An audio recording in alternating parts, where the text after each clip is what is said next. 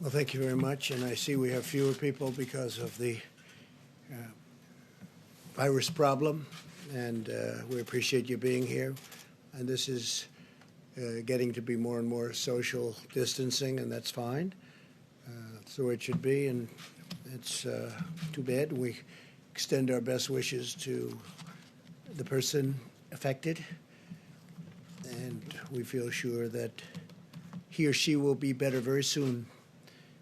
And thank you for being here. America continues to mobilize every segment of our society to turn the tide in the battle against the virus. I want Americans to know that we will get through this challenge. The hardship will end. It will end soon. Normal life will return, and our economy will rebound very, very strongly. But right now, in the midst of this great national trial, Americans must remain united in purpose and focused on victory. To every single American, please know that the sacrifice you're making at this time is saving lives, many, many lives. It's very important that we totally protect our Asian American community in the United States and all around the world. They're amazing people, and the spreading of the virus is not their fault in any way, shape, or form. They're working closely with us to get rid of it. We will prevail together. It's very important. From the beginning, we have been working closely with our nation's best scientists and medical professionals, and we will continue to do so until we have defeated the virus.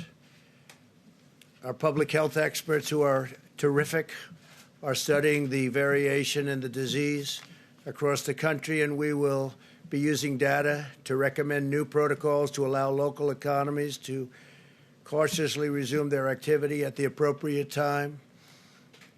We also have a large team working on what the next steps will be once the medical community gives a region the okay, meaning the okay to get going, to get back.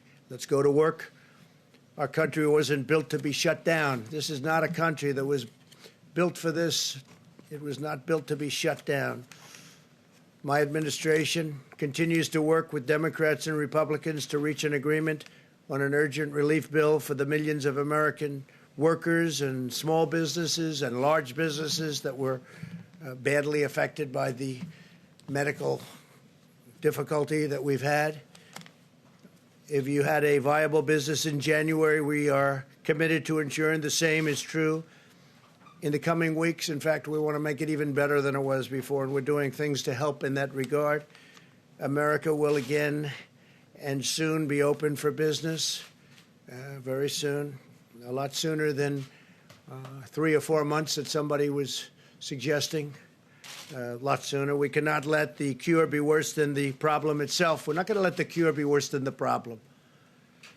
At the end of the 15-day period, we'll make a decision as to which way we want to go, where we want to go, the timing, and essentially we're referring to the timing of the opening, essentially the opening of our country, because we have it pretty well shut down in order to get rid of this invisible enemy. 2 weeks ago, we moved at record speed to pass paid sick leave and paid family medical leave and approved $8 billion, including money for the development of treatments and vaccines, and we're doing tremendous work on both fronts. The vaccines are coming along very quickly. Now Congress must demonstrate the same bipartisanship again and join together to pass the Senate bill as written and avoid playing any more partisan games. They have to get together and just stop with the partisan politics. And I think that's happening. I got a call a little while ago. I guess they're getting closer. It should go quickly. And it must go quickly. It's not really a choice. They don't have a choice. They have to make a deal. This should not be a time for political agendas, but rather one for focusing solely and squarely on the needs of the American people. We are going to save American workers, and we're going to save them quickly. And we're going to save our great American companies, both small and large. This was a medical problem. We are not going to let it turn into a long-lasting financial problem. It started out as a purely medical problem, and it's not going to go beyond that. We're just not going to allow that to happen. Our country was at its strongest financial point. We've never had an economy like we had just a few weeks ago, and then it got hit with something that nobody could have ever thought possible. And we are fixing it. We're fixing it quickly. And I want to just thank the American people for what they've been through and what they're doing. Our country will be stronger than ever before, and we fully anticipate that, and it won't be that long. Let me provide you with an update on critical supplies. FEMA is distributing 8 million N95 respirator masks and 13.3 million surgical masks across the country right now. Focusing on the areas with the greatest need, we've shipped 73 pallets of personal protective equipment to New York City and 36 pallets to the state of Washington. In the past 96 hours, FEMA has also received donations of approximately 6.5 million masks. We're having millions and millions of masks made as we speak, and other personal protective equipment, which we will be distributing to medical hotspots. We're focused on some of the hotspots. Across the nation, we're seeing an outpouring of creativity and innovative ideas widely shared between the federal health leaders, governors, and mayors, the scientific community, and members of the private sector. Really working together. Everybody's working together. I'm pleased to report that clinical trials in New York will begin existing for existing drugs that may prove effective against the virus. At my direction, the federal government is working to help obtain large quantities of chloroquine. And you can look from any standpoint tomorrow in New York. We think tomorrow pretty early, the hydroxychloroquine and the Z-Pak, I think, is a combination, probably is looking very, very good, and it's going to be distributed. We have 10,000 units going, and it'll be distributed tomorrow. It'll be available, and is now. They already have it. They're going to distribute it tomorrow morning to a lot of people in New York City and New York. We're studying it very closely, watching it very closely. You probably saw a couple of articles today came out where a gentleman, they thought he was not going to make it. He said goodbye to his family. They had given him the drug just a little while before, but he thought it was over. His family thought he was going to die. And a number of hours later, he woke up, felt good. Then he woke up again, and he felt really good, and he's in good shape. And he's very happy for this particular drug that we got approved in record-setting time. There's never been anything even close to it. And I want to thank the FDA, which has been incredible, and Dr. Hahn, Stephen Hahn, highly respected man, but they're doing everything possible to increase production and available supply of these drugs, not only this drug, but also others that are coming. Remdesivir is coming from Regeneron. A couple of others are also under study. But the one that I'm very excited about right now is the one we just mentioned. And I think there's a real chance. I mean, again, we don't know, but there's a real chance that it could have a tremendous impact. It would be a gift from God if that worked. It would be a big game changer.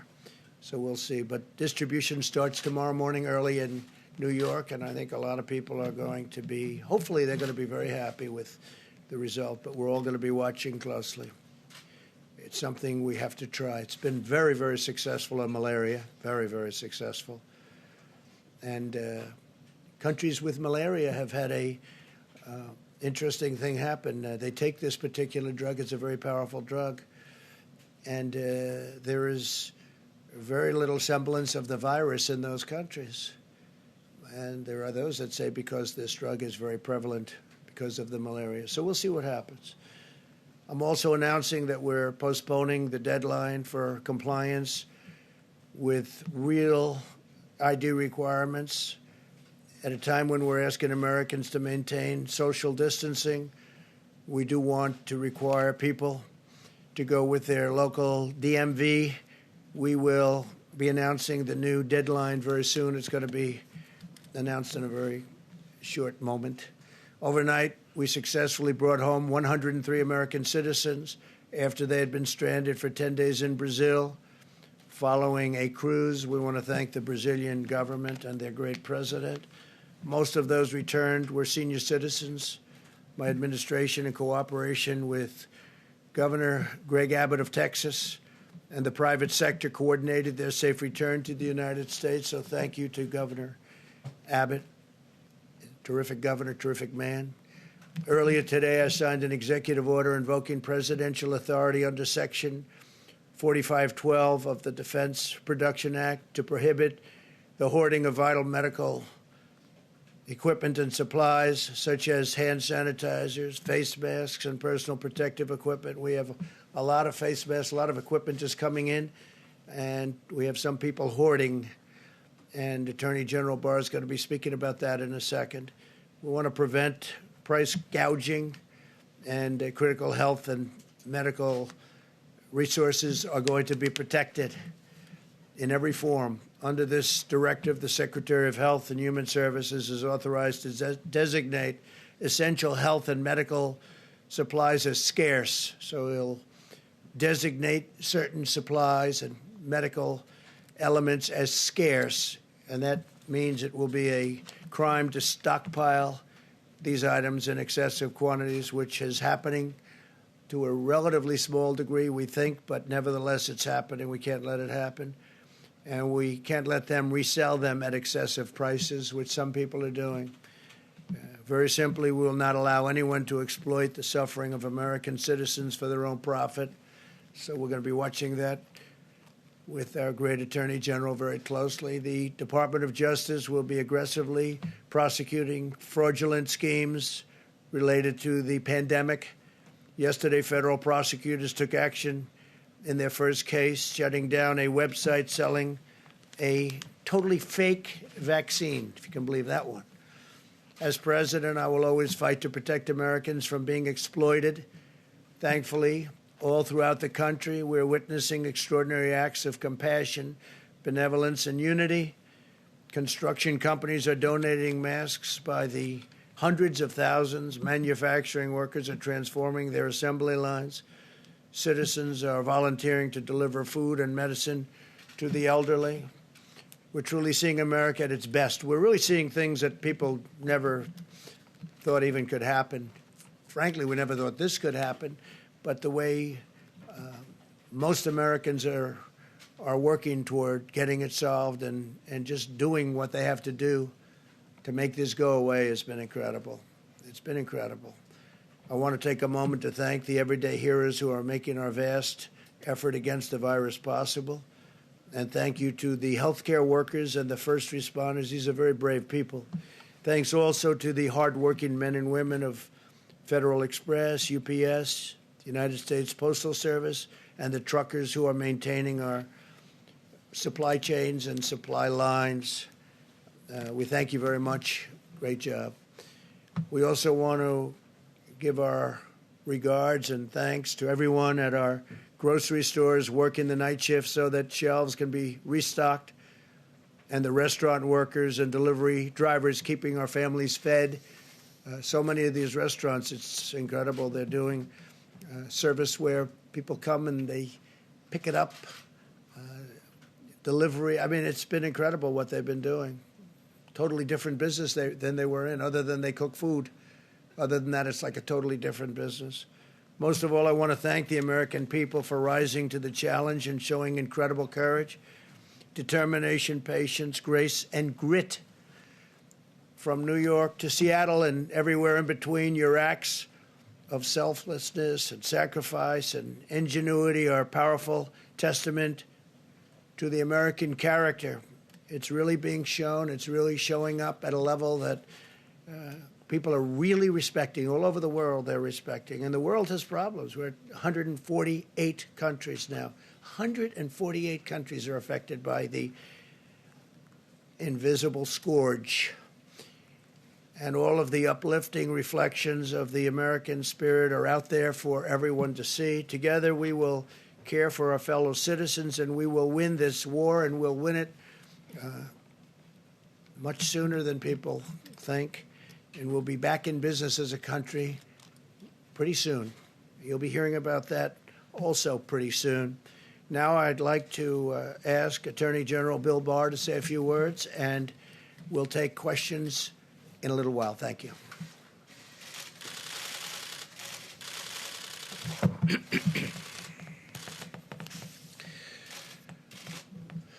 Let me start by thanking you, Mr. President, Mr. Vice President, for your decisive leadership in this unprecedented battle to save American lives. At the Department of Justice, we're working hard to protect the health and safety of our personnel while at the same time keeping our enforcement efforts at full throttle.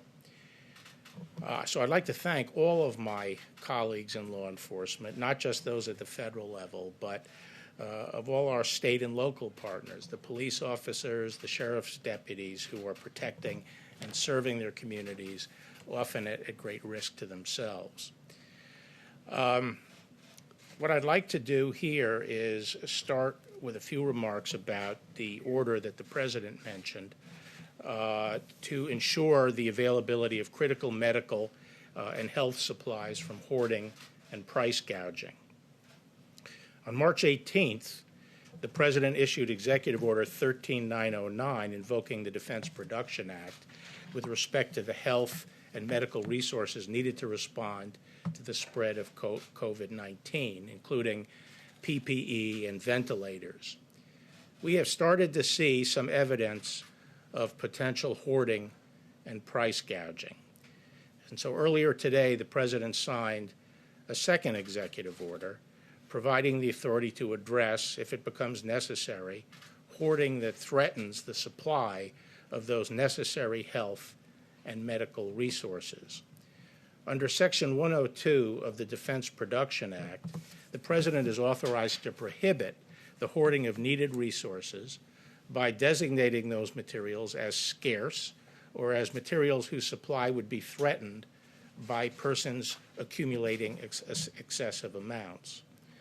Once specific materials are so designated, persons are prohibited from accumulating those items in excess of reasonable personal or business needs or for the purpose of selling them in excess of prevailing market prices. It is a crime to engage in prohibited activity. In today's executive order, the President is delegating to the Secretary of HHS this authority to protect against hoarding by designating these critical items. Now, no items have been designated yet, and the Department of Justice is going to be working with HHS to identify cases where hoarding may be impeding the supply of health and medical resources needed to respond to the COVID-19 pandemic. Today, we convened our first task force meeting, a national task force that will be working on these supply chain issues and specifically on the problem of hoarding and price gouging. And we are designating in each of our 93 United States Attorney's offices a lead prosecutor who will be responsible in that district for pursuing these cases. I also want to say that we have not waited for this order to be signed. As we have received evidence recently, we have already initiated investigations of activities that are disrupting the supply chain and suggestive of hoarding. I want to stress that we're not talking about consumers or businesses stockpiling supplies for their own operations. We're talking about people hoarding these goods and materials on an industrial scale for the purpose of manipulating the market and ultimately deriving windfall profits. If you have a big supply of toilet paper in your house, this is not something you have to worry about. But if you are sitting on a warehouse with masks, surgical masks, you will be hearing a knock on your door. So with that, Mr. President, I'll turn it back to you. Thank you very much. I appreciate it. Deborah, please. Thank you, Mr. Vice President.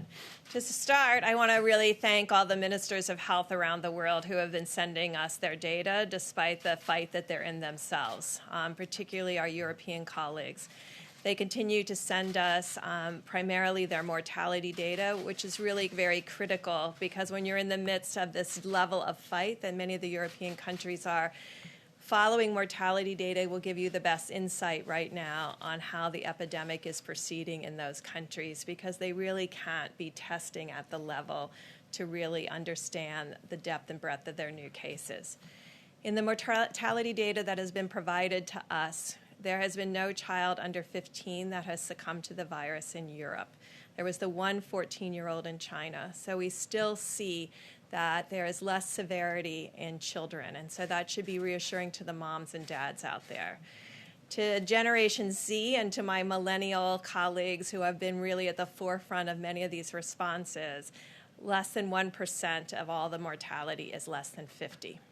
And so this is, I think, also a very important point. That doesn't mean that individuals won't have severe disease. So still 99% of all the mortality coming out of Europe in general is over 50 and pre-existing conditions.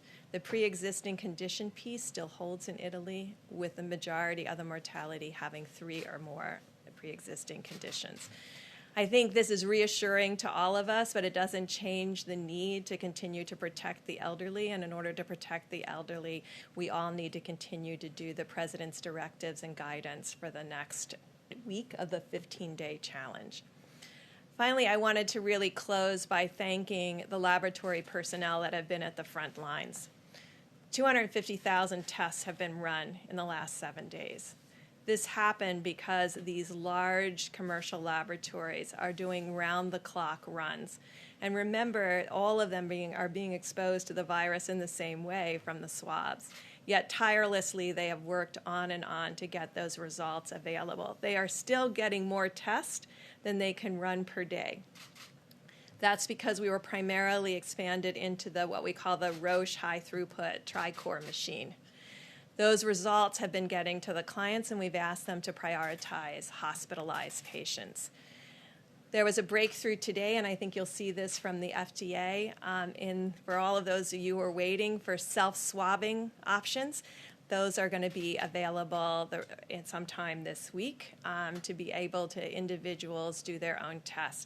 That said, remember, these platforms are keeping up with those who need to be diagnosed in the hospitals and those who come to the emergency room quite ill so that hospital beds can be freed up for those that don't have COVID.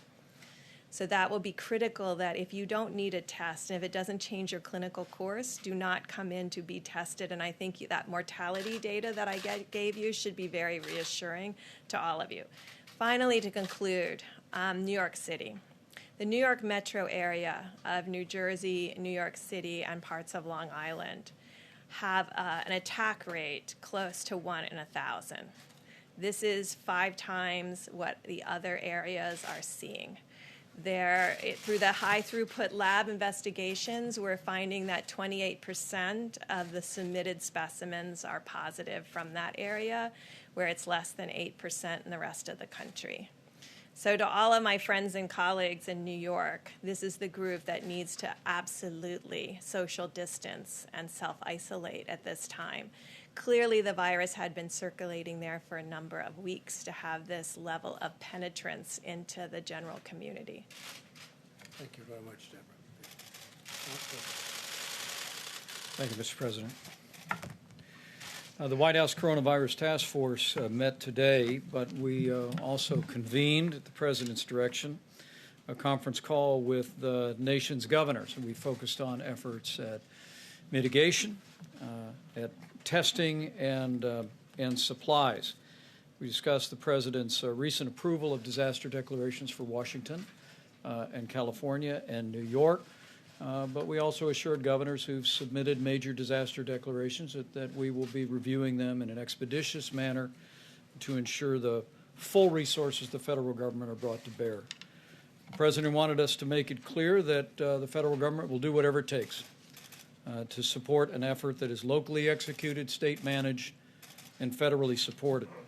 We reiterated that to our governors today, listened to them about their specific needs, and frankly, made it clear to them that while the President has published at coronavirus.gov the 15 days to slow the spread for every American, and millions of Americans are addressing these common sense guidelines to prevent the spread of the coronavirus in the days ahead, we made it clear to the governors that this President and this administration fully supports decisions that governors are making in communities and states that are particularly impacted by the spread of the coronavirus, and we are grateful for their efforts.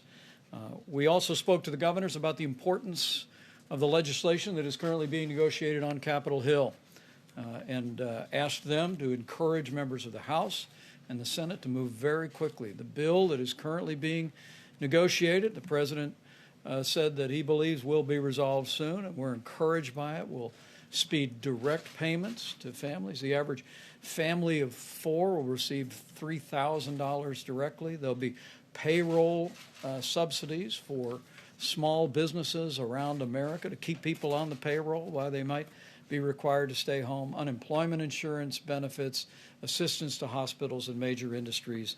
And we continue to urge the Congress to act and ask the governors to engage their delegations. On the subject of testing, we reiterated our thanks to states across the country that are rapidly expanding testing at drive-through sites and at community sites. As Dr. Birx just reflected, because of the unprecedented public and private partnership that the President initiated with our commercial labs, we stand here today with 313,000 tests having been completed, with the test results delivered to Americans, and still somewhat more than 41,000 have contracted coronavirus. But this state-run effort is continuing to receive the full support of our team at FEMA and at the U.S. Public Health Service. We're deploying personnel, we're deploying resources, and testing is literally expanding around the country by the hour. As Dr. Birx also mentioned, the FDA has been in the process of reviewing less invasive methods of testing. The President and I both reflected on the fact that we have been tested, and we've been working with the FDA to make it possible for self-collected nasal swabs, where individuals could, at the end of their nasal passage, collect a sample. And I'm pleased to report that self-collected swabs can now be collected in clinics and at drive-through testing sites. This will expedite the testing process, of course, but it will also reduce the risk to healthcare providers for exposure to the coronavirus, and it will minimize the drain on personal protective equipment. With the current test that goes pretty significantly up the nasal passage, people have to wear gear and then change out the gear. And this new self-administered test will actually not require the drain on personal protective equipment, and it's all a part of our effort, as Admiral Polovchek will discuss in just a few moments, to meet the supply needs that we have across the country, but to meet them with efforts at conservation as well. On the subject of testing, it's important to remember, as the old book said, it is not the healthy who need a doctor, but the sick. And so if you don't have symptoms, you don't need to get a coronavirus test. We encourage every American to adhere to that so that the testing resources are available for people that are symptomatics.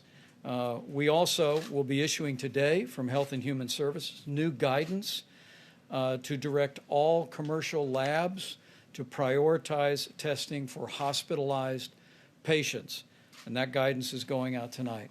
We also reminded the governors today that all state laboratories, all hospital laboratories, are now required by law to report the results of coronavirus tests to the CDC.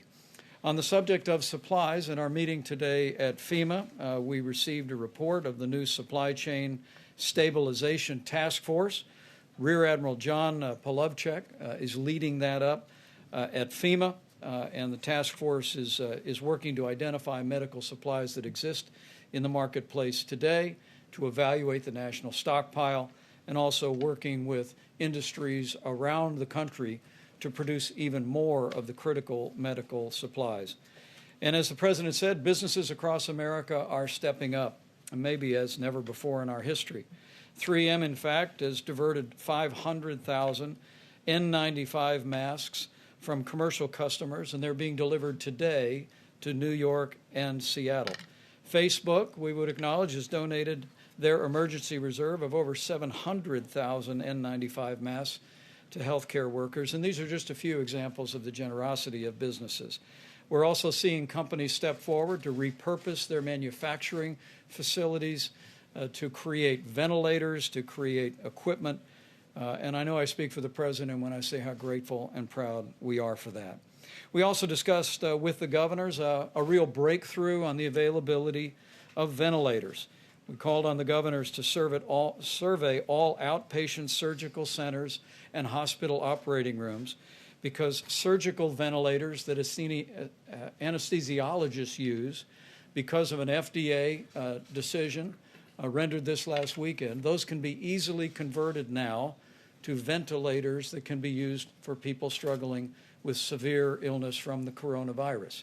And so we called on our governors in conversations with state leaders to survey all of their surgical centers and hospital operating rooms to identify that equipment, and with the new FDA guidelines, they'll be able to convert those to help meet the needs of ventilators across the country. We are now 8 days into the President's 15 days to slow the spread. And the American people are rising to the challenge. We're doing this. But in the days that remain between now and the end of the 15 days, we're going to need every American to take this seriously. Listen to your state and local health authorities, where there may be additional and stronger guidance in areas where the coronavirus spread has been more severe. But for every American, know that the part that you do, that your family does, that you do in your community to put into practice these principles of social distancing, using a drive-through at the local restaurant, will make an enormous difference in lowering the trajectory of the coronavirus spreading across our country. It's going to take all of us, but with the ongoing cooperation of the American people, with compassion, with the ingenuity of American industry, with dedicated leadership at the state and federal level, I know that we can slow the spread, we can protect our most vulnerable, and we will heal our land. Thank you, Mike, very much. Admiral, please. Thank you, Mr. Vice President. So I'm Rear Admiral John Polovchek. I'm the Supply Chain Task Force lead at FEMA. My task is to increase the supply of critical medical supplies, which include personal protective equipment and ventilators, items like that. I just want to take a few moments to explain the organization that we've stood up this week, these last few days, and our approach. So you have a chart behind me. I have two focus leads, one on personal protective equipment, medical supplies, and a focus lead on ventilators. Operating under 4 lines of effort. First line of effort you see is preservation, and the leaders tonight have talked about that ability to make our stuff last longer. Acceleration. We have a team of people that are searching the globe for personal protective equipment, figuring out where it is, figuring out if we need to buy it or just transport it and get it here faster. We have a line of effort called reallocation. We're working with our industry partners to illuminate the supply chain. There are many vendors, many distributors, all on separate systems. Nobody has one site picture for that supply chain. We've brought our industry partners in. We're weaving that together to make better allocation decisions and understand where it is and where it needs to go. We have a line called expansion. You've heard some of that today. If those that have wanted to convert plants, those that want to get into the business, we have the tools to help them to go do that. So 2 focus areas right now, PPE and ventilators. 4 lines of effort working the problem of the task to get more here and increase the supplies. Thank you very much. Thank you very much. Thank you, Mr. President. If I could, the Washington Post is reporting that the total deaths today crossed 100 for the first time. This morning, your Surgeon General on the Today Show said he wanted Americans to understand that this is going to get really bad. Do you share that prognosis? Of course I do. It's going to be bad, and we have a lot of people dying from the flu, as you know. We have a very bad flu season on top of everything else. It's very bad. It looks like it could be over 50,000. And certainly this is going to be bad, and we're trying to make it so that it's much, much less bad. And that's what we're doing. I think we're doing a very good job of it. If you look at other countries, what they've been through, and you look at the kind of numbers and compare them to ours, which is a much larger country than most, the numbers are pretty amazing. And it started with the fact that we stopped people from coming in from a highly affected area and infected area, and that was a good thing to do. So yeah, it's bad, and it's going to, obviously the numbers are going to increase with time, and then they're going to start to decrease, and we're going to be opening our country up for business, because our country was meant to be open and working with others, but especially for our workers. And the engine for that whole system is we have to have companies, and these companies are loved by our workers because they're paying big salaries and big dollars to our workers, and we're going to get it all going again very soon, hopefully very, very soon. Please. Sir, I'm just trying to reconcile the 2 things that you just said. One, that things are going to be very, very bad, and 2, that you want to get the country open back up as quickly as possible. So I guess my question is, if in a week Dr. Birx or Dr. Fauci are telling you we need to continue these measures for the health of the vulnerable populations of the country, are you going to say, I'm sorry, the economy is too important?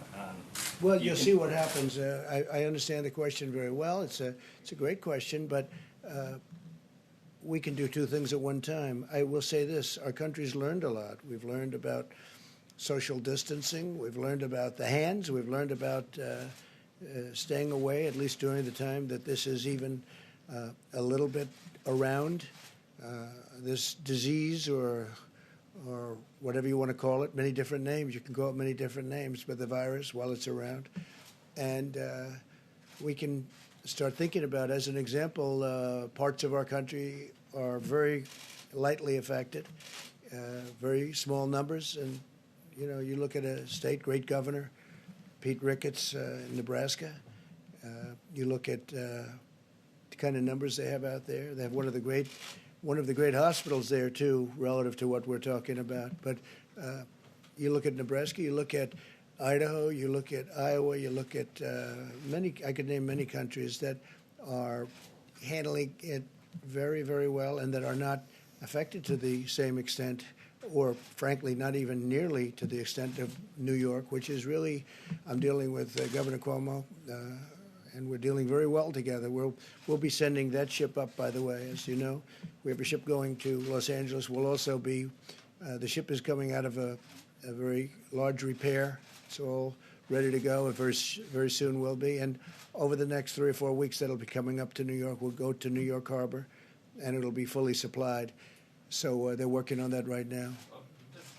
And maybe Dr. Birx can speak to this. Do you share the President's optimism that in a week we might have a situation where we can say there's a few hot spots, but much of the country. Well, I didn't is say in open. a week, but I said soon. It's going to be soon. It's not going to be 3 or 4 months, as some people were saying, and a lot of people thought originally, but I would certainly let you And answer. are you worried that some of the cities and states that haven't had the infection yet are lagging indicators and that we're going to start seeing cases? So you've raised two important issues.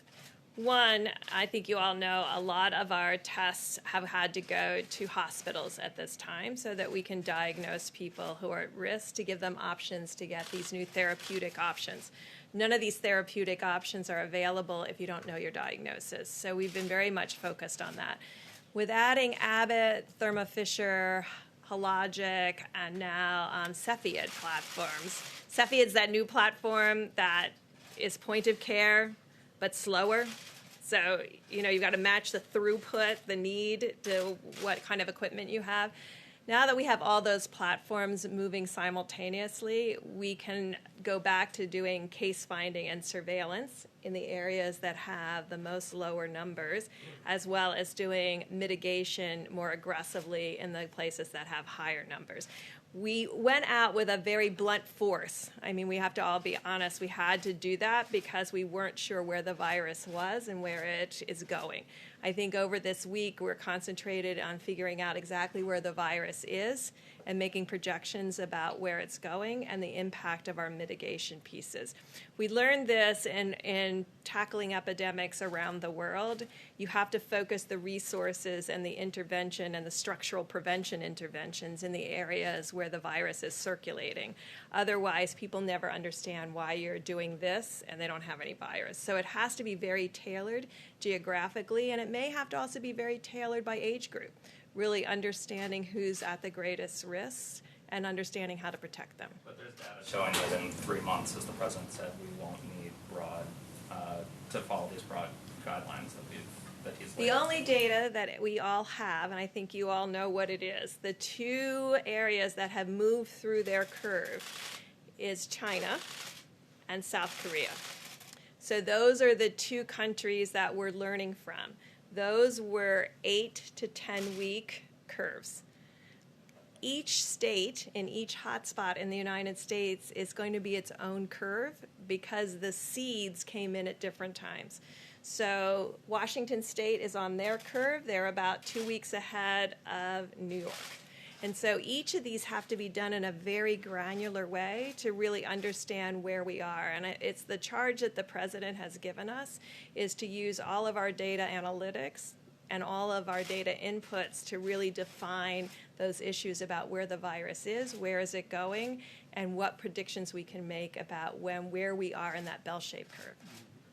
I think that's a great definition, and I will say we're going to be watching our senior citizens very closely. We're going to be watching certain hotspots like New York, and within New York you have areas which are troubling, and we'll be working with the governor and the mayor and everybody else on those spots. But at the same time, at a certain point, we have to get open and we have to get moving. We don't want to lose these companies. We don't want to lose these workers.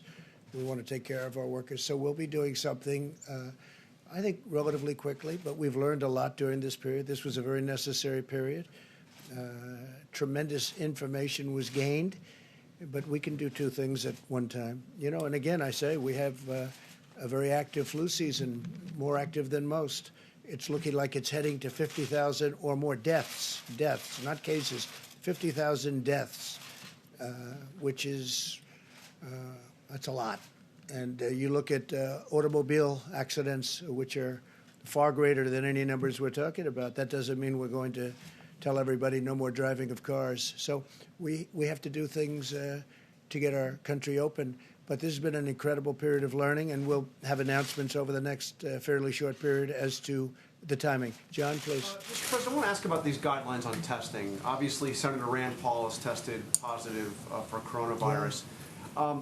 But he was not in contact with anybody who was known positive, and he didn't have any major symptoms. Under your guidelines, under the guidelines that have been outlined here, he would not have gotten a test.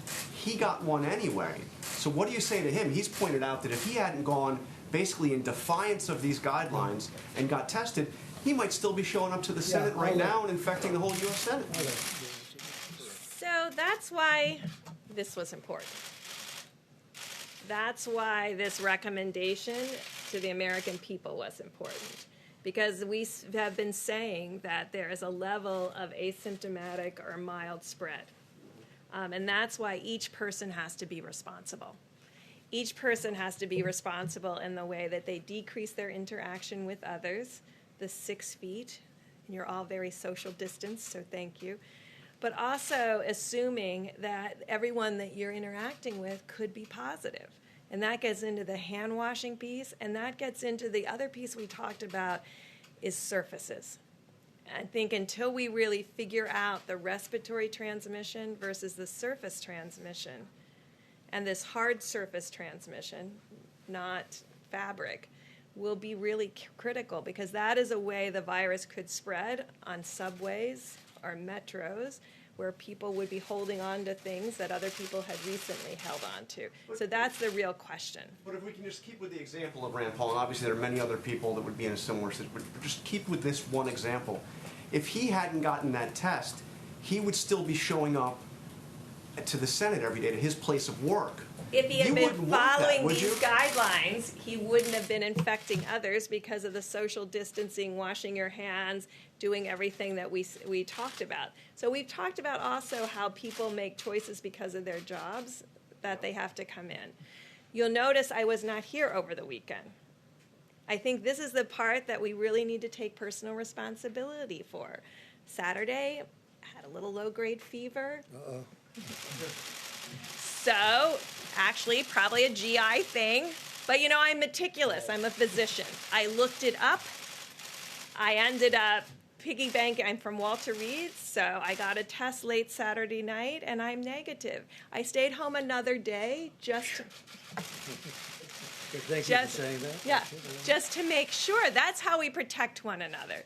So, you know, unless everybody's taking their temperature every day, we can't say that he had no symptoms. These are the kinds of things that we have to do for one another. This is the personal responsibility that I'm talking about, that we all have to practice. And Mr. President, when you say you don't want the cure to be worse than the problem itself, so are you saying that if we kept these measures that we're doing now in place for a couple of months, 2 or 3 months? Well, they will be in place. At some point, we're going to open up our country, and it's going to be fairly soon. Weeks or months? Because you seem to be I'm not looking at months. I can tell you right now. We're going to be opening up our country, and we're going to be watching certain areas, and we're going to be practicing everything that Deborah's referring to right here. I mean, we're going to be watching this very closely, but you can't keep it closed for the next, for years.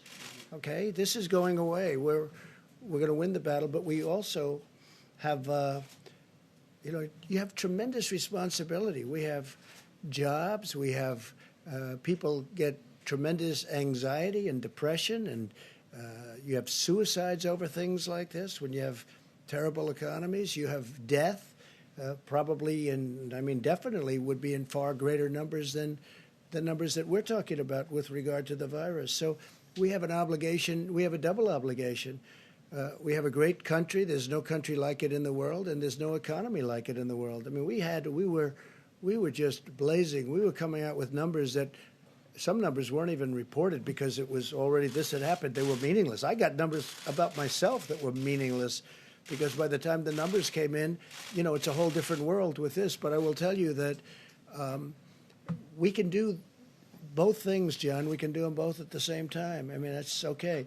What we have gone through is a tremendous learning process, and we've also solved a lot of problems. But we've gone through a tremendous learning situation. Now, we're building hospitals in New York. We're building hospitals in California. We're building hospitals in the state of Washington. We've been in touch with the governors.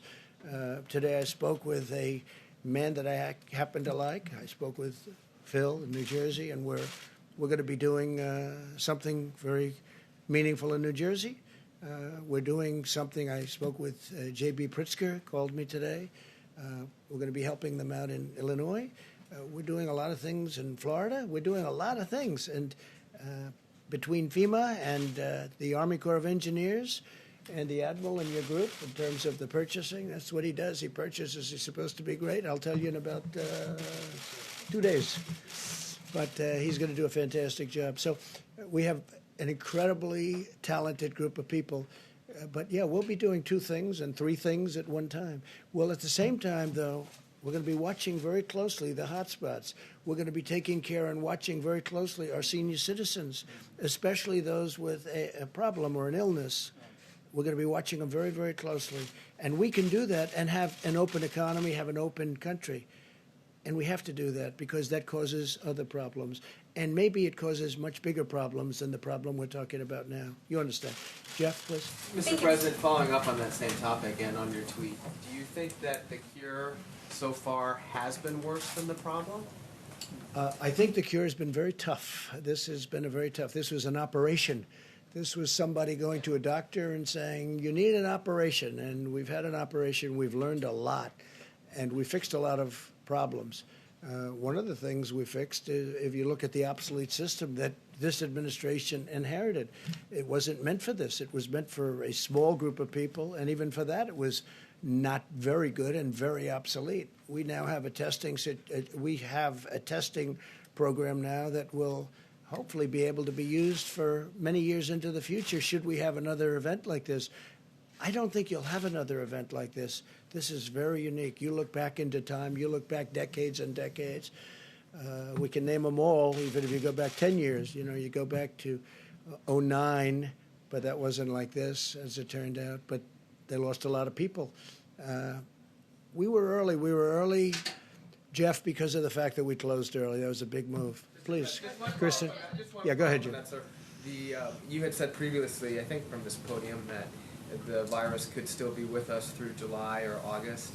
By suggesting now that we might, or that the government might change these standards or these recommendations. Well, it's not change. We're doing things. Yeah, this was a learning experience for the people of the country. And even time frame has changed for you. The July-August time frame of when you think the virus will be under control. Well, I think we've learned a lot. I think that there's so much discipline now that we never had. Nobody ever said, don't shake hands. I did actually before I became a politician. Once I became a politician, then it's hard getting used to not doing it. Because, you know, you do it with everybody, with literally thousands of people a week. You're shaking hands with big groups of people. You know, we've learned a lot. There's a great discipline that this whole country has learned, having to do with distancing, having to do with shaking hands. I think a lot of it's going to stay long after the virus is gone. I really think it's probably good practice anyway, but I think it's going to stay long after the virus is gone. But we have to open our country because that causes problems that, in my opinion, could be far bigger problems. Far bigger. This is a severe medical situation that could cause problems far beyond the medical and then increase the medical problems to things that had nothing to do with this original medical problem. We can't let that happen to our country. We have the greatest country in the world. I'm not going to let that happen. But this 2 weeks that we have spent has been an incredible learning period and process. Please, Kristen. Right. One, you said it's likely going to be weeks, not months, before you suggest easing these guidelines when you put out.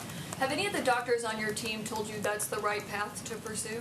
We spoke to them today, and I was telling them that we have 2 things to look for. Don't forget the doctors. If it were up to the doctors, they may say, let's keep it shut down. Let's shut down the entire world, because, again, you're up to almost 150 countries. So let's shut down the entire world. And when we shut it down, that would be wonderful. And let's keep it shut for a couple of years. You know, you can't do that. And you can't do that with a country, especially the #1 economy anywhere in the world, by far. #1 economy in the world. You can't do that. Because, well, it causes bigger problems than the original. That's why I talk about the cure being worse than the problem. We can't have the cure be worse than the problem. But what we have done, so this is not retracing. This isn't anything. We've done it really well, because this 2-week period has been good. And I'm not saying it ends at that time. You know, we have another 7 days or so. I'm not saying it ends at that time. But I am saying it's been like this incredible learning process. That's going to go into the future. That's going to go even as we open up our country.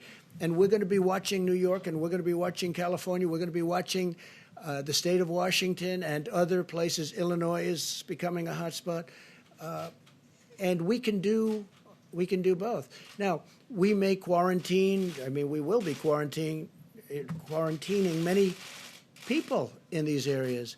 There are other areas that just aren't affected, or they're affected very little. And why would we close down 100% of the country? There are areas within New York where New York will be open, but there are areas within New York. Remember this, New York has the New York Stock Exchange. It has NASDAQ. It has the exchanges. To close the New York Stock Exchange and NASDAQ and with all of the great work they're doing, I mean, they've gone largely to computer. You look at the floor, it's incredible what they can do, but it's fully open. But we don't want to be doing that. But we can do, what I'm saying basically is that we can do two things simultaneously. And we've had this incredible learning period. Plus, people have been in a period and they won't be calling, oh, gee, because I've got many, many people that now come to me and say, we get it. We think we can really do it now and do it while we're open. So at some point, we'll be setting some guidelines. We'll be setting some date lines. And we'll be announcing them in the not-too-distant future. Have any of the doctors on your team endorsed easing the federal guidelines? Not endorsed. We talked together, and I think they're okay with it, and I'm okay with it. But this could be a much bigger problem. This could create a much bigger problem than the problem that you start off with. Now, other nations are going to have to do what they're going to do, but they'll probably do something very similar. But in our case, much more so than anyone else because of the magnitude of our economy, the tremendous size of what we've built and what we have and the jobs involved. You know, you have almost 160 million jobs in this country now, the most ever by far the most ever. The number of jobs, almost 160 million. So we can't turn that off and think it's going to be wonderful. There'll be tremendous repercussions. There will be a tremendous death from that. Death. You know, you're talking about death. Probably more death from that than anything that we're talking about with respect to the virus. If we continue with these strict guidelines than if we ease them? No, I think we're going to do them both. I think that's what I'm saying. I think we can do them both. Now, we haven't announced a date, but we're getting fairly close to coming up with a date, and it's a much shorter period of time than I've been hearing the news report. And I think everybody should be happy with that. But great knowledge was gained. Please. I had two questions for you, Mr. President. My second one is on what your economic advisor, Larry Kudlow, said today. He was talking about this, and he said that there are going to have to be some difficult trade-offs if you do ease these guidelines because he wants the economy to be open. You mean with the Democrats you're talking about? No. He was talking about how you said, you know, the cure shouldn't be worse than the problem, and he was talking about reopening the businesses, getting the economy going again. What are those difficult trade-offs? Well, it is true. I mean, if he said, I didn't hear him say that, but if he said difficult trade-offs, sure, it's less convenient. Before you walk and you hop in the subway and you grab the handle and you go down to wherever you're going on Wall Street and you do all sorts of things and you go in and you open the doors going into your great buildings or into the exchanges, and now you're not going to have to maybe think about doing that, or you're going to think about doing it a different way. No, there are many trade-offs. It's a different life, and maybe it'll remain that way, frankly, after the invisible scourge is gone. Maybe it's going to stay that way. Not a bad thing to stay that way, but no, there are trade-offs. There's no question about that. But I actually think I think in the end we're going to end up being bigger, better, and stronger. We have learned a lot. Please. We're seeing an increase of cases in Latin America, in the Middle East, it's true. in Latin some places in Asia. Are you considering a new round of travel ban? No, we're not really. I mean, something like that could happen, I guess, but we're not really. They thought we were going to have bans within the United States. We didn't do that. We're not going to have that. Hopefully that'll take care of itself. No, in Latin America there's been an uptick. Yeah, please. Mr. President, just quickly, a second question. What prompted you to say at the beginning of your comments that you're going to take care of the Asian Americans? Has there been something in particular that was? Yeah, because it seems that there could be a little bit of nasty language toward the Asian Americans in our country, and I don't like that at all. These are incredible people. They love our country, and I'm not going to let it happen. So I just wanted to make that point. Because they're blaming China. People are blaming China, and they are making statements to great American citizens that happen to be of Asian heritage, and I'm not going to let that happen. Please. You say you want to reopen the country, but most schools across the country are closed. 2 states now are closed for the rest of the school year. How are parents supposed to go back to work and educate their children right now? The governors of the various states will have a lot of leeway. If we open up, and when we open up, the governors in certain states, for instance, you go to some of the states I just mentioned, those schools are going to be open. In many cases, they're open now. But the schools are going to be open. In other cases, Governor Cuomo, Gavin Newsom of California, certain governors are going to maybe have a decision to make. Now, they may make a decision to keep them open in a certain part of New York and maybe in Westchester County or wherever it may be, they'll keep them closed. But they're going to have leeway. We're giving the governors a lot of leeway. Do you agree with the decision to close it several months out at this point? These governors are saying they're expecting a peak in the next couple of months and have made a decision for the rest governors of the are year. going to make those decisions. That's going to be up to the governors. And they're very capable. They'll be able to make the decisions. Please. Sir, will you explain why a $2 trillion economic stimulus is needed if you are going to reopen the country in a period of weeks, not months? Because the virus has had a big impact on our country. So we're going to give a stimulus so that the workers can live their life. It was not their fault. It wasn't the workers' fault. And we are going to give a kick so that it's a kick. And this way, we think the workers can get a fair start. The small businesses we're taking very good care of. We want to take care of these small businesses. They really are the engine of this country. A lot of people don't know that. You know, everyone thinks of these great, big, beautiful businesses, who, by the way, have been very badly hurt also. But the small businesses have really historically been the engine, and they still are the engine of the country. And you'd be amazed. The workers love those businesses. And the workers contact us, and they want us to help those businesses because that's where they've made their living. That's where they've been paid a lot of money over the years. And, you've been seeing what's happened over the last 3 years where salaries and wages have gone up very substantially for those workers. And then we got caught by this sudden craziness coming into our country and coming all over the world. So we need to make sure that the companies are strong and that the workers are strong, and that's what we're doing. And, hopefully the Republicans and Democrats are going to be able to make a deal, and they're actually fairly close, but we'll see what happens. Please. But does it still need to be $2 trillion is my question. Can it be one of the smaller at things this you're point? going to have to save companies that have been shattered. You're going to have to save various, you know a lot of the companies yourselves. We have a company that was, I think, the greatest company in the world, named Boeing. Boeing's going to need some help. Now, Boeing had some difficulty before. That's unlike others. We have other companies that didn't have a problem coming in. Boeing had the obvious problem that everybody knows about from a little more than a year ago, a double problem, and it was a big one. And then on top of it, as they're getting ready to really show their stuff, on top of it, we all get hit by this. And obviously, the airlines are going to have a problem, but the airlines aren't going to be buying from Boeing or from anybody else right now because of this difficulty. So we have to work with the airlines. We have to work with the cruise lines. We have to work with the companies like a Boeing, because Boeing's potentially, again, a great company. It had a very rough period of 13 months, a very rough period, a horrible period, an unbelievable period. If you would have told me this would have happened to Boeing, I wouldn't have believed it, because to me it was, truly one of the truly great, probably almost 1 point of GDP, if you can think of that. It's hard to believe that a company could have that kind of an impact. But Boeing, we have to work with it for two reasons. Number one, it's a great company that we have to save. Number two, it produces unbelievable numbers of jobs. And so, the numbers have to be reflective of that kind of a thing. Please, you know what I'm going to do?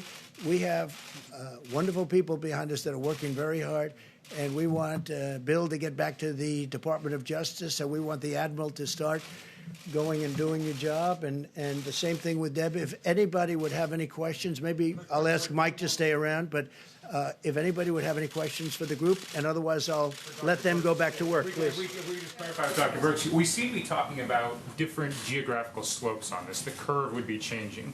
And yet you just said that 28% numbers coming out of New York. gives an indication that we don't quite know when the seeds, to use your metaphor, were planted. So how confident are you on the start dates of each curve for each of the geographical areas that the president seems to be indicating we'll be adjusting the policy for? So that's a very good question. So what we do know is now we can backtrack from people who get very seriously ill to when they probably got infected versus when they were exposed. And so when you start backing out each of those pieces, when you start seeing hospitalized patients, you know that the virus has probably been there for 3 to 4 weeks, substantially circulating within the population. So that's what we're looking for. Now, as all of our testing is improved, and we want to really applaud the group who has worked on it. You know, if you look at the pandemic flu preparedness, all of this was built on a flu platform. It was never, ever thought that you'd have a simultaneous respiratory disease hitting at exactly the same time as your flu hits in the country. And so when you're doing all of your flu surveillance, you could have small cases of these pneumonias and flu-like illnesses characterized as a flu-like illness for the last 4 to 6 weeks. And so that's really a caution to all of us. And so when we get through all of this, we'll be looking at each of the pandemic preparedness plans. A long way of saying we know Washington State is a little bit ahead of New York because of the hospitalization records.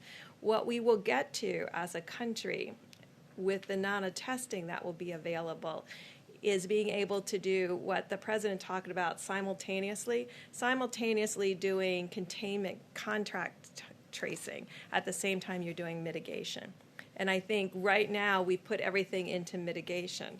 Yet if we geographically get specific data by zip codes and counties, we'll be able to approach this in a very laser-focused way, making sure that what we're doing in each of those areas is absolutely appropriate for where they are in their own little bell-shaped curve. Dr. Brooks, Go ahead, please. Dr. Brooks, when will the government roll out the antibody test so people can know possibly if they've been exposed? So several of them have come to the FDA, I believe. Obviously, that's something I am very interested in for 2 reasons. One, it will give us a retrospective on where these infections were, who was actually infected, and how really asymptomatic versus mild versus all of that comes into the spectrum. Secondly, by people who have high titers of those antibodies, those can become our solution with plasmapheresis for those in need and the making of hyperimmune globulin. So knowing who they are becomes really critical. But I think we're still a couple of weeks out. I have to go back and talk to the FDA where each of these are, because this is what saved us with when you do flu swabs, when you do strep throat swabs, and now where you do an HIV test. So these are the kinds of tests that we know will be critical in the future. I wanted to say one other thing, because you see a lot of numbers out there about 70% of the population is going to get infected or 60% of the population based on those models. Understand that the way you get to that number is you do nothing, and it goes through 3 cycles. So they're talking about this cycle that we're currently in, another cycle in 2021, and a third cycle in 21-22 in order to get that level of population infected. And you know we will have vaccines most likely by the 21-22 season. And we're going to hopefully have therapeutics in the fall of the next season. So the reason we're so much focused on blunting the curve for this piece is if the virus comes back, we'll have much more facility both for diagnosis, testing, monoclonal antibodies, treatments, and then the vaccine. And Dr. Brooks, a question about the serology blood tests, which some people said hold some real promise here. When will those be FDA approved, and when will they be widely available? So that's what she was just asking about. So these IgGs and IgM, both point of care, I can tell you it would be no problem making ELISA today. But then you're drawing blood, you're processing blood, you're running plates. That's what we did in the past. We really want a finger prick type assay where you can just put a finger prick on and get your IgG and IgM. So that's what we're working on right now. So realistically, how long until that's approved and available? I can't answer because I have to look at where each of the companies are that are in their development processes. Sounds like a while then. Well, there's some that are developed now that they were using in Singapore. So we're looking at those to see how those work. Should be fairly quick. So we're looking at those, but we're very quality oriented because we want to make sure we don't give people false negatives or false positives. I have a question for you. So we have a lot of very angry media all around this room, and they want one of these seats. But because of social distancing, we are keeping them empty, and they are keeping them empty. Will there ever be a time when all of those really angry people who don't like me much to start off with, but now they really don't like me, will there ever be a time when these seats are full to the brim like it used to be, where people are almost sitting on each other's lap, and this whole row over here is packed, and now they're outside wanting to get in, and they're very jealous of all of these reporters? Will we ever have that again, or is that something that will be, it'll look like this forever? So we're learning a lot about social distancing and respiratory diseases, and I think those are the discussions we have to have in the future. It was what you were talking about, changing our whole behavior patterns of what we touch and being conscious of that. I remember when I was worried Saturday morning, I was trying to think, what all did I touch on Friday? Did I touch a doorknob? Did I do this? Did I do that? Did I not wash my hands? I mean, you go through this whole piece. Did I touch my face by accident? So I think this awareness that we all now have that we didn't have before, where we would have pushed through that door or turned that doorknob because we were in such a hurry. Now I think all of us think twice. I think all of you think twice. But when the virus is gone, will the people be allowed to sit next to each other again, in your opinion, in a tight room with a tight... I don't know. You'll have to look and see if we have a new respiratory piece. Certainly, this is the way we set up every clinic all around the world when we're worried about TB and TB transmission. Dr. Burke, I'm wondering if you could comment on the new measures that Britain has put into place. Also, Germany has said it doesn't want to have crowds of less than 2 people except for families, which is a pretty restrictive number.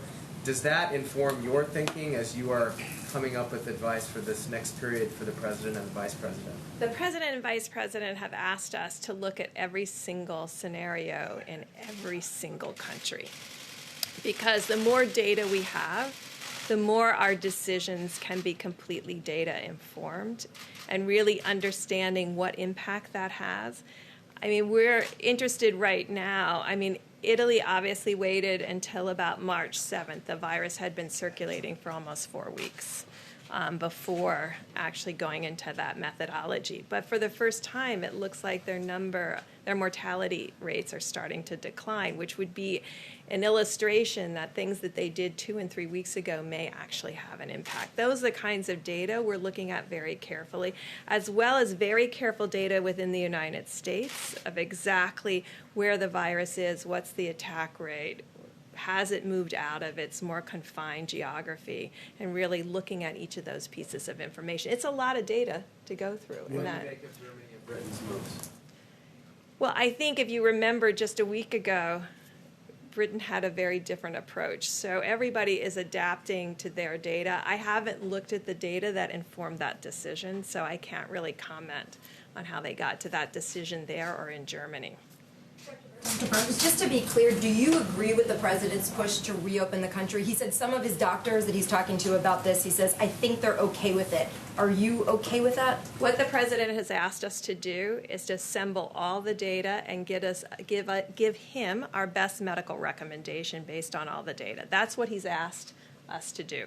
And so that's what we'll be doing this week. We were going to have to do it this week anyway because we had to make a decision come Monday about the 15 days to reduce social spread. So this is consistent with our mandate to really use every piece of information that we can in order to give the president our opinion that's backed up by data, not our perception, but our opinion that's backed up by data. Data now, you think you could in a week? Like, what would your assessment be of right now? Well, we're pulling all of the data pieces in now, and that's really critical. I will never speculate on data. I will have to see the data in order to really understand it. And I think a big factor is the mortality rate. We're talking about the mortality rate. You know, when we first started, people were thinking about 3% and 4%, and now we're talking about a much lower number than that. I think it's a number that will be a lot different than people thought. The mortality rate is driven almost exclusively, as we have talked about, by people with pre-existing conditions and older. So that has become, from the very beginning, that was our emphasis. You know, when we started 2 or 3 weeks ago talking with one another, our focus has been on how do we protect those with pre-existing conditions and the elderly. And I think these steps were about protecting with pre-existing conditions. So the whole key to changing the mortality rates is not just the hospital care, but preventing them from going into the hospital to begin with, because you don't want them to be infected. But it's much lower than we originally thought. I mean, frankly, yes, it's a lot lower. Do you have an estimate? Do you have a number? Well, you know what the estimate in Wuhan was originally? It was over 3%. When they look outside of Wuhan, it was about 0.7%. It depends very much. In South Korea, it was about 0.7, 0.8%. But I don't want, that's like a tyranny of averages. And that's not having, that's probably missing 50, 60% of the data because no one was testing asymptomatics. Remember, in every country, you had to be symptomatic to get a test. So we're making case fatality rates when we're missing a significant part of the data. So if anything, it will go lower, but I don't want that should not be reassuring because the death rates escalate with age and pre-existing conditions. So I really want to be clear that although it may be very low if you're under 40 or very low if you're under 50 and very low if you're under 70, there is an inflection curve. The average age of the person who's dying in Italy is in the mid-80s. So there is really a significant issue in our older generation that we feel strongly about protecting. But Doctor, because it's just very interesting, the whole thing. It's an incredible subject. When somebody is very sick, they go to a doctor, go to a hospital, they record it, they're very sick, and then they live or they don't live, see what happens. But when somebody isn't very sick at all, I've heard people that they don't even know they had it and they're healing. Then I've heard people they have like a cold or they have a running nose, or even people that stay home and they think they have the flu, or in some cases they think they have a really bad case of the flu. But all of those people, that vast majority of, beyond vast majority of people, they're not reporting. They're not calling the doctor. Right. They're not calling him. They're just getting better. So you would think it would have to be because the people that are sick are going to a doctor or they're going someplace and they're going to say, make me better. The people that are just short of that and people that aren't even, you have many people where they literally don't even know that they have it.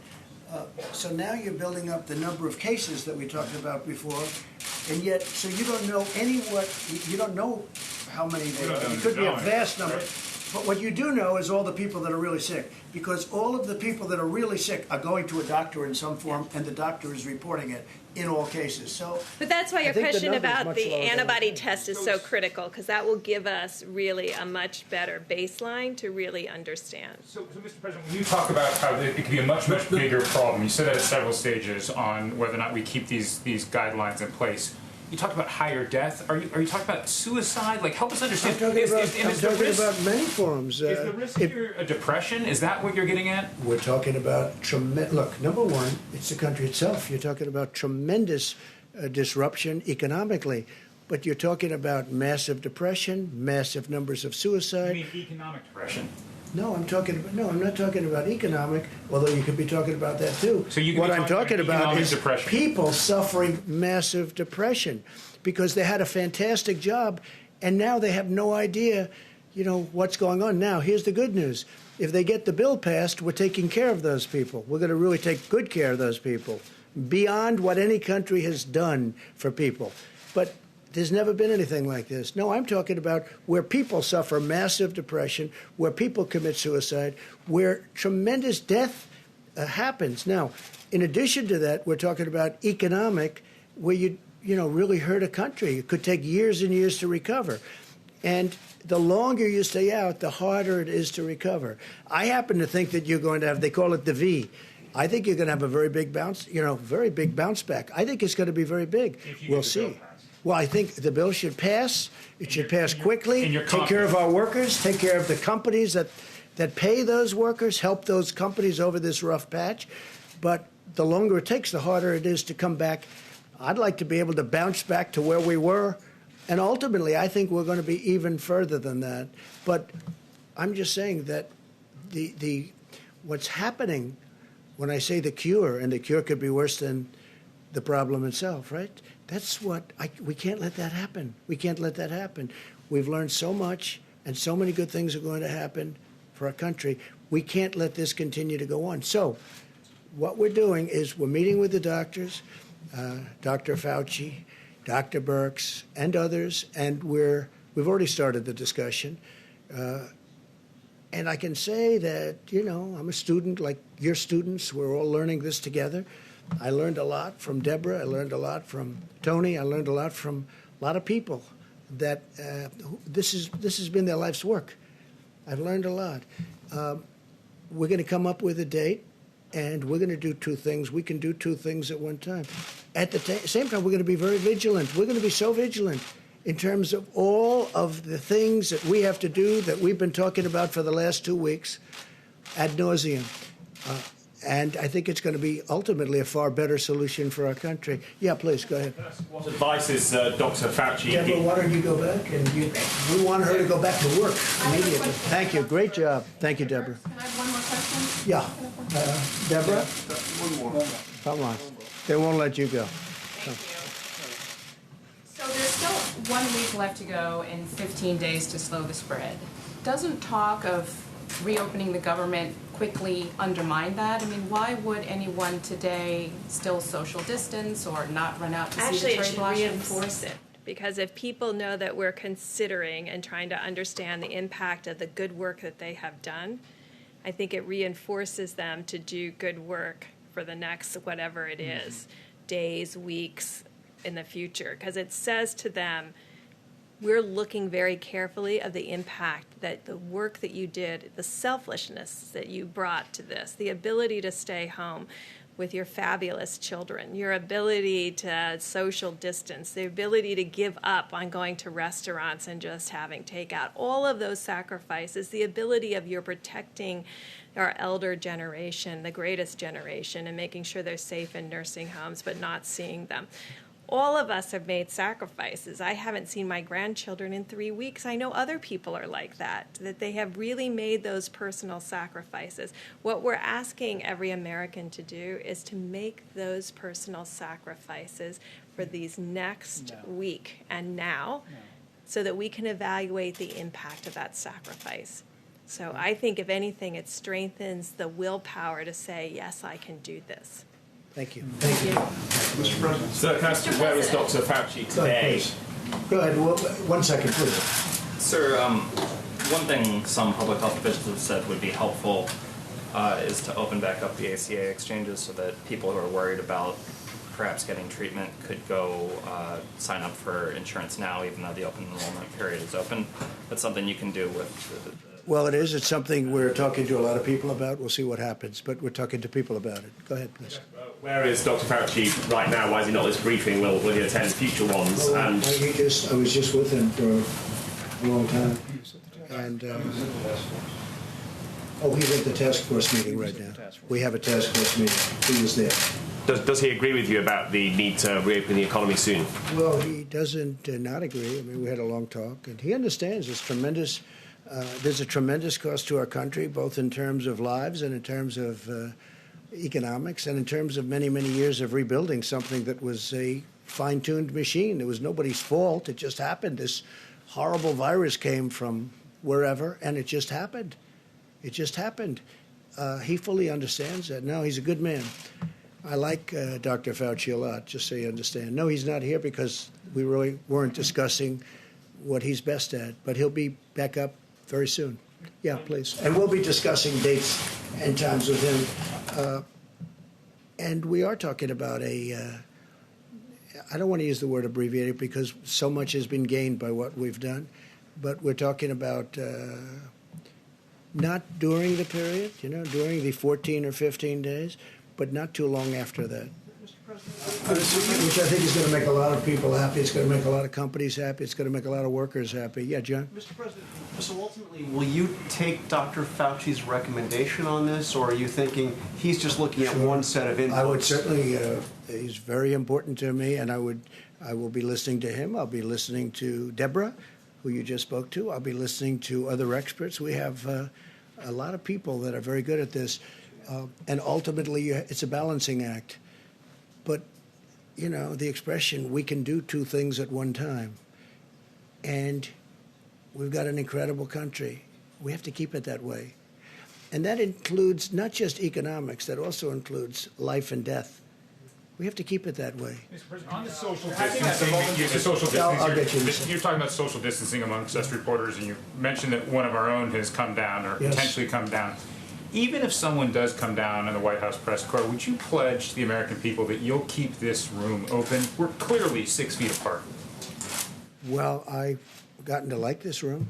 This room is very convenient. I can say, from the standpoint of being president of the United States, this has been a very convenient room for all of us. You people have set up. So I never even thought of closing it. So you're asking me a question that I never thought in terms of closing it.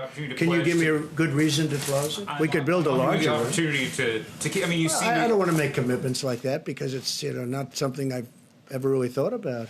There are certain people that would like to see a larger room built. We need a larger room. Other presidents didn't need such a large room, but we need a larger room. And there are some people, but it's not something that is really on my mind, to be honest with you. Yes, please. All right, so Q2, we know it's going to be brutal. Who are you listening to? Where is the brain trust to help get us through that period? And also, has your opinion of the chair... Which period? Q2, the second quarter, JP Morgan Stanley, Goldman Sachs, they're all predicting a pretty dire second quarter. So who are you listening to? Where's the brain trust? You have all these medical advisors. I think we're listening to many people. I mean, that was my world. I know many of those people. I have many people that are friends of mine, some enemies also, by the way. But, you know, it's been a good world for me. I like that world. I like those people. They're tough and they're smart. But I listen to many of them. Ultimately, they all go into that computer, and I say, this is what we're going to do. I have to make a decision. This is a very important man right here to my right, our great vice president, because he's got a great instinct about things, too. So I'm going to be listening to Mike. He's headed up the task force, I think, brilliantly. I think it's going to go down as that because he's really done a job. He's been, not only has he been good, he's been soothing. He's really been great for the American public to watch it. And I mean that in the most positive way. There is a solidity with Mike that you don't find in many people. He's been soothing. He's been good for the American public. They have confidence in him. I think he's done an incredible job. And his advice is very, very important to me. So he's going to be making, I mean, he didn't come from that world, the world of finance, but he understands the world of finance. He was a great governor in Indiana. They did very well financially, too. Even one name of someone else you're listening to? Well, I could give you a whole list, and we'll probably even set up committees. I'd rather not give you one because then I'm going to leave out. I have spoken to so many people, and I've turned on the spigot today. What? Are you happier with the Fed now that he's turned on the spigot? I am happy with him. Yes, I think he's. I really think he's caught up, and he's done the right thing. And I think ultimately, we will be rewarded because of the decision he made over the last. He's really stepped up over the last week, and I have to tell you, I called him today, and I said, Jerome, good job. You really did it. It might be. He was, you know, a little bit slower than I would have liked in the sense of what he was doing. Now, other people might have liked it. But today I called up Jerome Powell, and I said, Jerome, you've done a really good job. I was proud of him. That took courage. And ultimately, you're going to see the fruits. Now, he's not finished. I mean, he's got other arrows in the quiver, or whatever they say. I will tell you, he's got plenty of arrows. But, no, I'm very happy with the job he did. Mr. Vice President, you said that you'd bring the Secretary of Education here either yesterday or today. Why isn't she here today, and can we expect her this week? Also, yesterday you said you had some guidance for us on people who had potentially been exposed to the virus returning to work sooner. Do you still expect that guidance? Yes, thank you for the question. I spoke to the Secretary of Education today, and we're going to have her at the podium very soon. The Department of Education has created a very easy waiver application for every state. It's virtually an automatic application for states that want to be excused from national standardized testing requirements. We reviewed that with all of the governors today. And also what's called distance learning, the accreditation process for higher education. The Secretary of Education, at the President's urging, has loosened the rules around distance learning. You're seeing many colleges and universities embracing distance learning now, putting it into practice. We've allowed for that.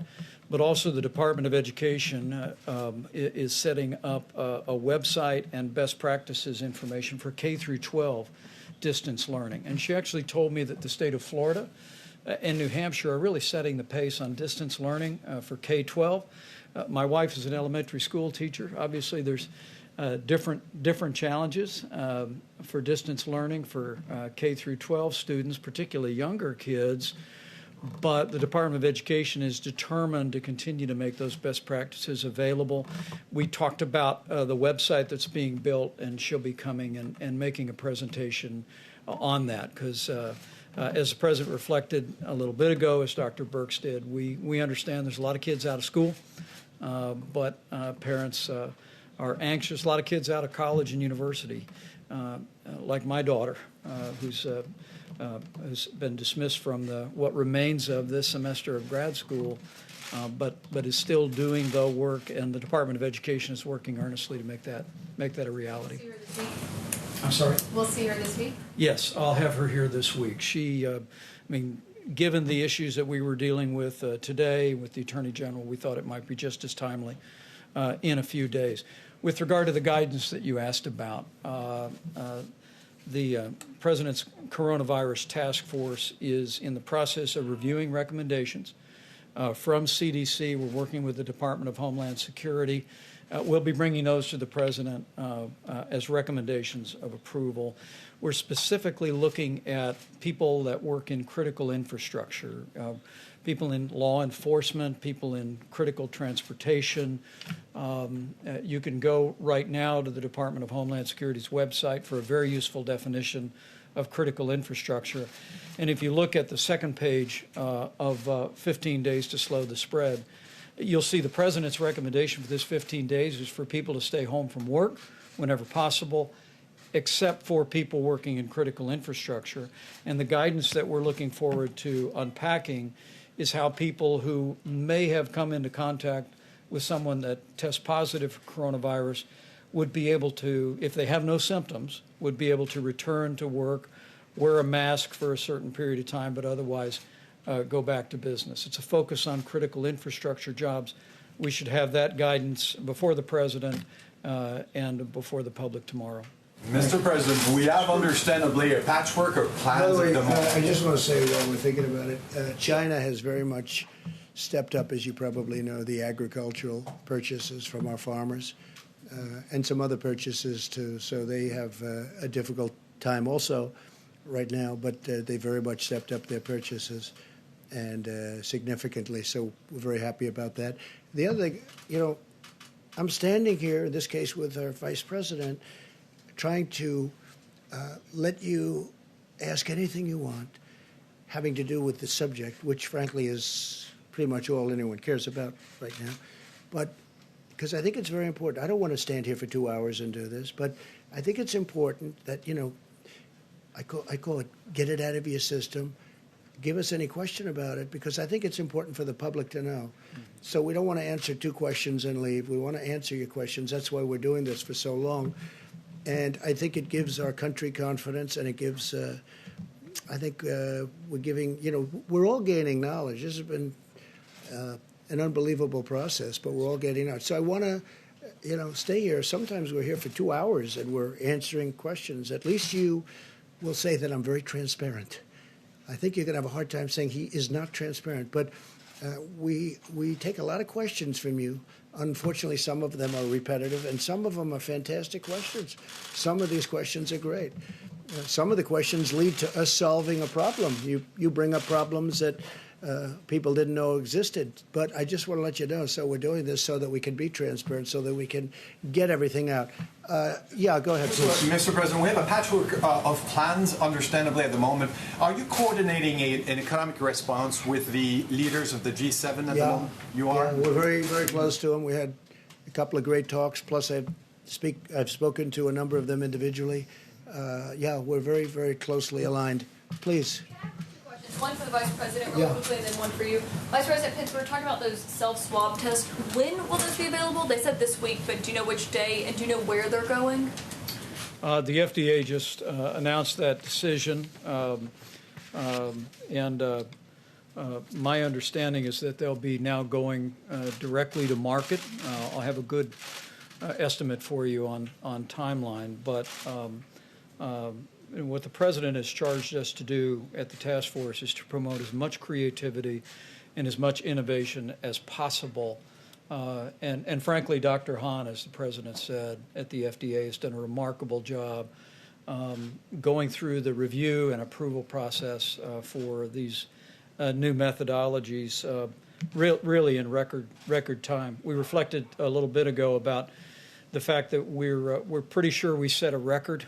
I think it was 62 days to be in the phase 1 clinical trials of a vaccine that's actually in clinical trials today.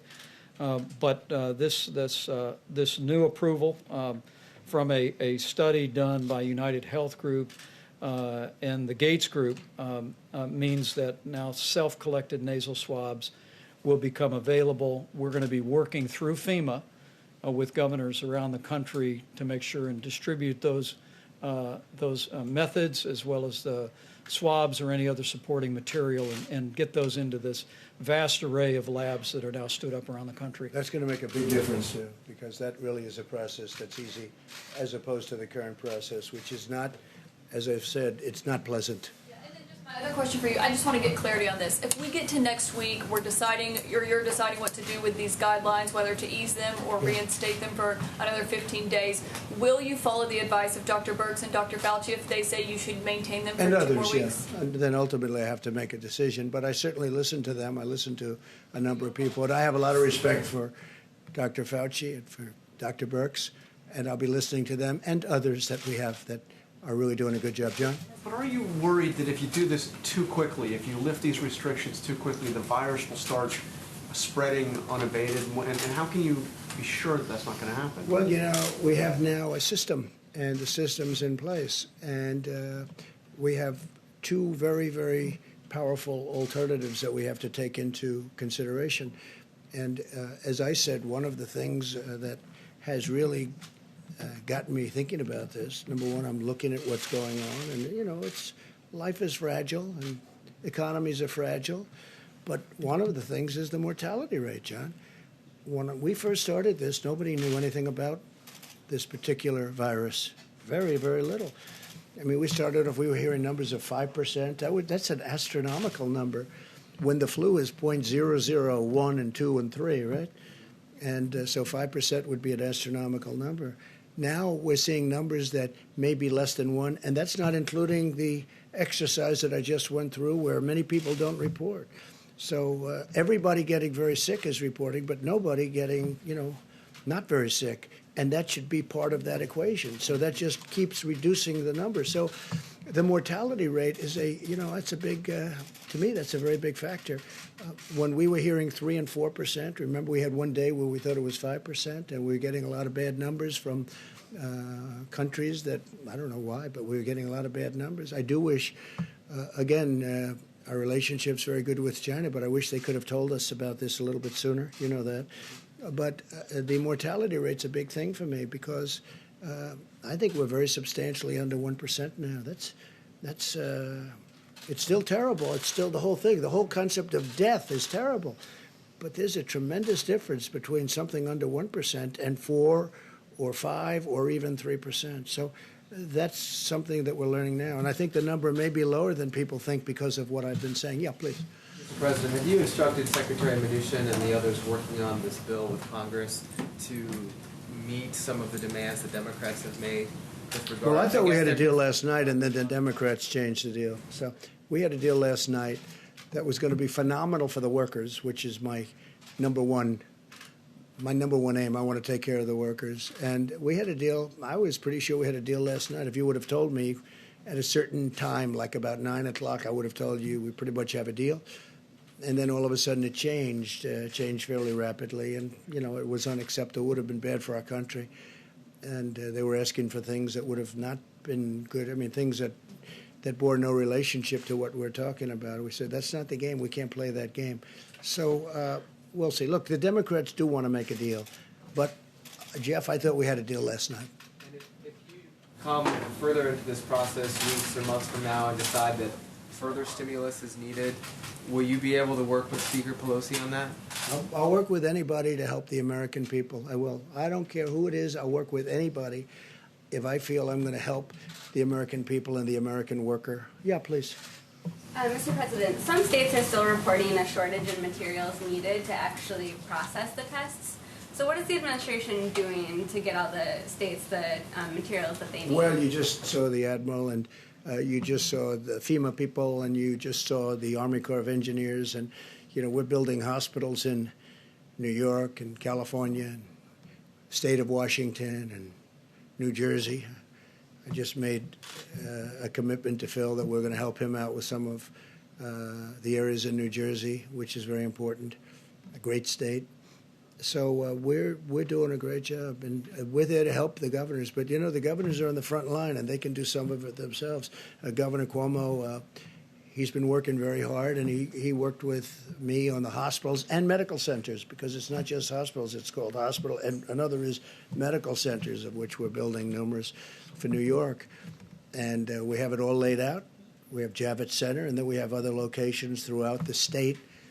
And I think it's really a great plan. And we're going to have FEMA and the Army Corps of Engineers involved. And I've worked with them, you know, we're building a wall. We're up to over 150 miles of wall on our southern border, which is now turning out to be even more important than we originally thought. But I always thought it was very important having borders. And so I'm working with the Army Corps of Engineers, and I see what they do and how they do it. And that used to be my business, and I know it very well. And they're very professional. They're really good. So you're going to see a lot of good things happening in many states, beyond the states I just mentioned. In many states, we're working with Governor Ron DeSantis in Florida. We're working with Governor McMaster, right, in South Carolina, where they have a little bit of a breakout, not by comparison, but a little bit. We're working with many, many governors in many, many states.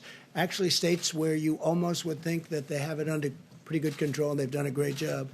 But we're working with many states, and that's primarily FEMA and the Army Corps of Engineers. And they're capable of doing it. Mr. President, back to the stimulus. Can I ask a question on behalf of my radio pool colleague, Tamara Keith from NPR? Sure. She asked me to ask this to you. Sure. You just mentioned that there were some things last night that were unacceptable, which would have been bad for the country, that the Democrats were bringing into the stimulus conversation. Her question was, what provisions would you absolutely not support in this plan right now? Well, a lot of the provisions that they wanted, like stock buybacks, I agree with that. That's good with me. I mean, I don't like them buying back stock. I like them spending money on airplanes and on their employees and their real business, not buying back stock. And I don't know if that provision is going to be put in one way or the other, but I'm all for it. And many Republicans, I can tell you, are for it, and I think many Democrats are for it. But they were putting that out like it was a problem last night. Not a problem for me, I can tell you that. Please. She also wanted to know, how much would you want the cash relief directly for Americans? What number would you like to see? Well, I think what you're talking about right now is at least $3,000 per family of four. Isn't that correct? $3,000 for a family of four, which is bold.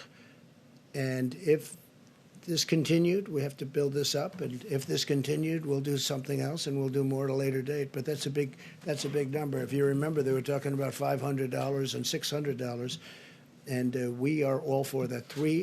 As of this moment, it's $3,000 for a family of four. Please go ahead.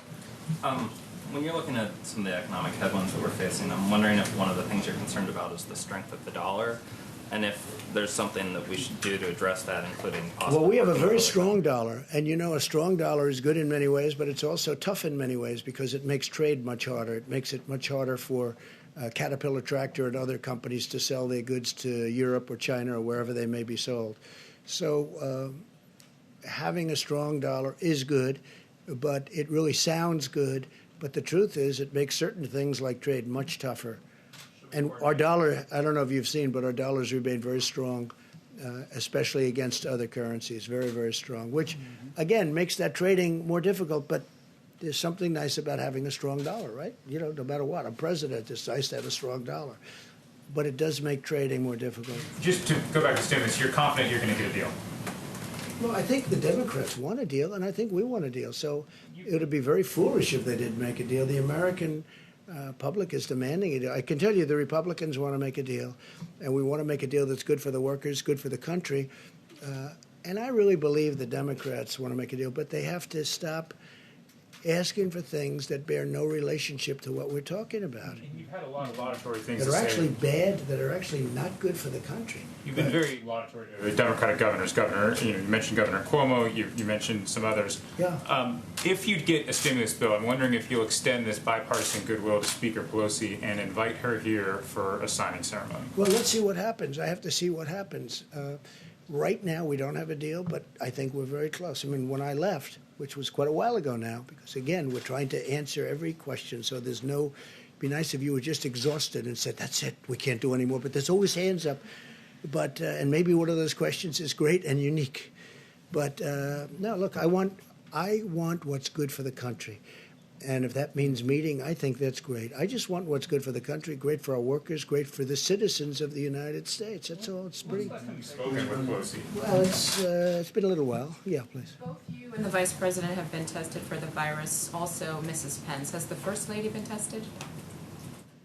Yes. And? She's great. She's fine. Negative? Negative, yes. Okay? Negative. One of the sticking points on the stimulus, who's going to hold Treasury accountable for this $500 billion corporate rescue fund? Well, you need that to help all of these companies that have a chance of not being companies anymore. And that's going to be a good thing for the country because deals will be made, and we're talking to certain people, some of the greatest people in the history of Wall Street, frankly, where when they do a deal, we'll have stock for America. We'll take back stock for the United States. At the same time, most importantly, we'll keep those companies healthy. But we can also make incredible deals for the country so that number will increase exponentially. I mean, this is a great thing. The fund is about the lack of oversight. For Treasury having this unilateral authority to dole out all of this money. Well, look, I'll be the oversight. We're going to make good deals. We make good deals, but these companies need it, even if it was just a simple loan, which would be, but we can do better than that. And the companies are willing to do better than that. I mean, they got hit. Most of these companies, it was through no fault of their own. There are a couple where it was, they were troubled before they came in. We talked about one. It had trouble. Nobody can believe it, actually, in that one. But these companies are, through no fault of their own, they have difficulty. I mean, 2 weeks ago, these companies were among the most solid institutions in the world. You'd want to buy their bonds. Their bonds were rated AAA or whatever their highest rating is today.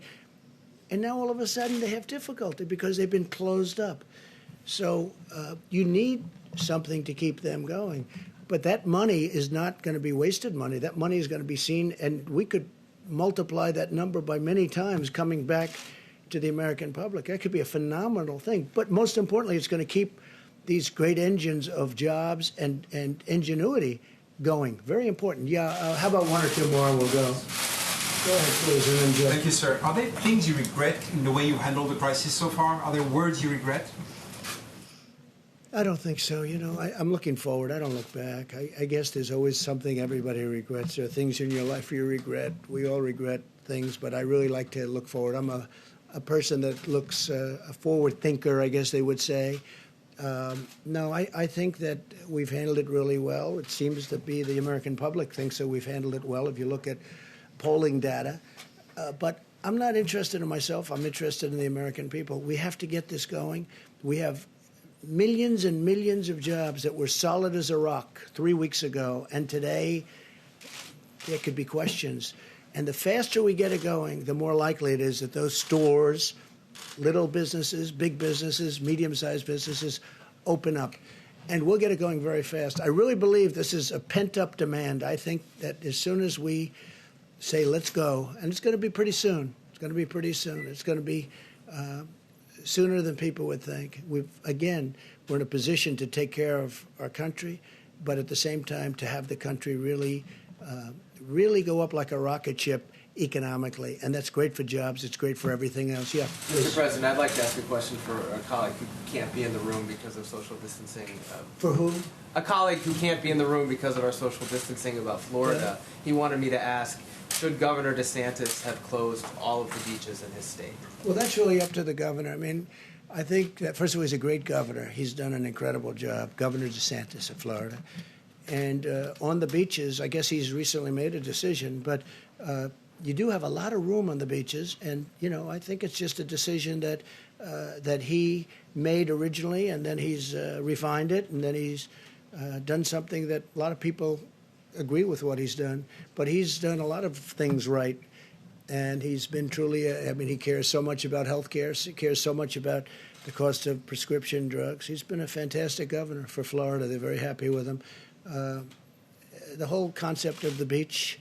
It's a very interesting issue. There are a lot of open spaces that includes parks and other things, but rather than relying on social distancing, they're probably going to do that one a different way. But I would imagine when we make our decision, things like that would be opened up, and then people will remember what they're supposed to be doing. Well, I want to thank everybody very much, and we'll see you tomorrow sometime, and we'll get this going, I think, really well. Thank you all very much. Appreciate it. Do it tomorrow. Accidents comparison.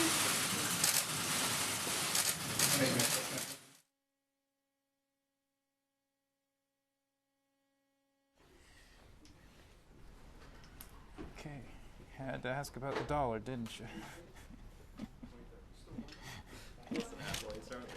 Yeah. I was wondering if I could scratch the back of my head with a finger, but I thought clearly that would be we went in on the dollar.